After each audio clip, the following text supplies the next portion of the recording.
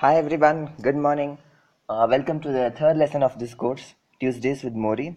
I'm Abhishek TR and I'll be your presenter today. Here's a little information about who I am. To catch my latest courses, do follow me on Unacademy. Today we'll be talking about the conversation Morrie and Mitch had on the 5th and the 6th Tuesday. The topic being family and emotions. It was the time of the year when the new school session started, and Morrie was there sitting in his chair, looking like that retired football player wondering at the TV and thinking, I can do that. What's so important? Mitch already had in his mind that today they'll be talking about family. And once he looks at the shelves, he sees every beautiful moment had been captured by Morrie with his two children who are working abroad right now. And here's a thought: without love, we're just birds with broken wings. It was beautifully written on a poster, and it moved Mitch a bit. And when Morrie starts talking about family, here's a beautiful fact. The fact is, there is no foundation, no secure ground upon which people may stand today if it isn't the family. It's become quite clear to me as I've been sick. If you don't have the support and love and caring and concern that you get from a family, you don't have much at all. Love is so supremely important. Love each other or perish. That might sound like a family speech, but then, pretty cool, right? Here's a scenario for you.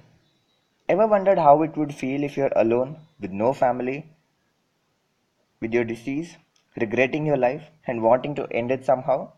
At that very moment, if you're rich enough, you can see a Lamborghini standing outside, but there's no one to ride it. You have caretakers, but no one to show real love. This is where he says, this is part of what a family is about. Not just love, but letting others know there's someone who is watching out for them. Beautifully said, isn't it? This leaves Mitch in a confusion. He started wondering whether he would be empty and would he feel unbearable if he had been in a situation of Morrie. But then Morrie starts talking about children and the topic completely shifts.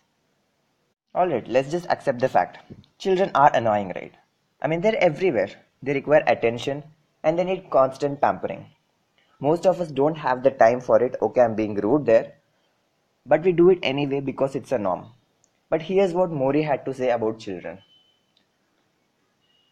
There's no experience like having children, that's all. There's no substitute for it. You cannot do it with a friend. You cannot do it with a lover.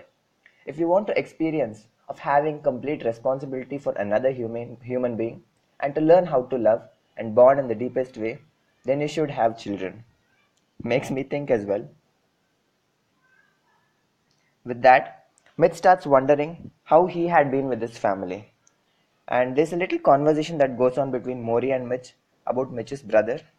Apparently, Mitch's brother had been living in Spain and he had the same disease that Mitch's uncle already had, pancreatic cancer. The only thing was, he was detached. He never wanted his family to come and visit him. He never wanted anyone to look after him, and that bothered Mitch a lot. Anyway, on that fact, Mitch assumes that his brother was a fighter since he has been the same from the youngest day. But there was already some thoughts that kept Mitch unsatisfied because he wasn't there to look after his brother. Every time he called upon his brother, there was only one reply, the answering machine. And just to make himself not to ponder upon the thoughts about his brother, he used to work some more, work more and more, just to get himself involved with this work. And with that, we come to the end of the 5th Tuesday. And here's a little task I could probably give you. Come on, go hug your mom and dad right now. I mean, right now. Tell them how much you love them and don't expect a reply. Turn around, walk back silently. Best of luck with that, by the way. Moving on to the 6th Tuesday, we'll be talking about emotions in this chapter. When Mitch enters Morrie's room, this time he brought in loads and loads of food. And Morrie's wife says that there's already so much food he hasn't eaten anything from last time. It took Mitch by surprise. I mean, seriously. You didn't eat anything from the last time? And then, when she opened the refrigerator, he saw all the familiar containers that he had brought for Morrie. And this is what Morrie had to say. He doesn't want to hurt your feelings. I mean, you keep bringing food and he keeps accepting it. The only fact is that he doesn't eat. This is where emotion plays the game. Morrie's condition had been deteriorating every week, but he didn't want to stop his classes with Mitch. And today, he wanted to teach Mitch about the art of detachment.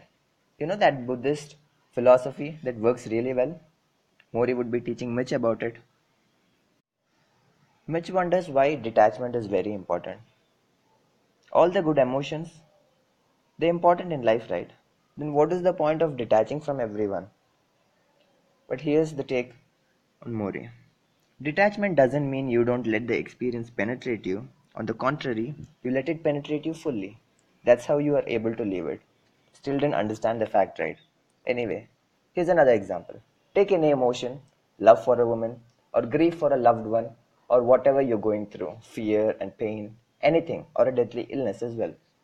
If you hold back on the emotions, you don't allow yourself to go all the way through them. You can never be really detached.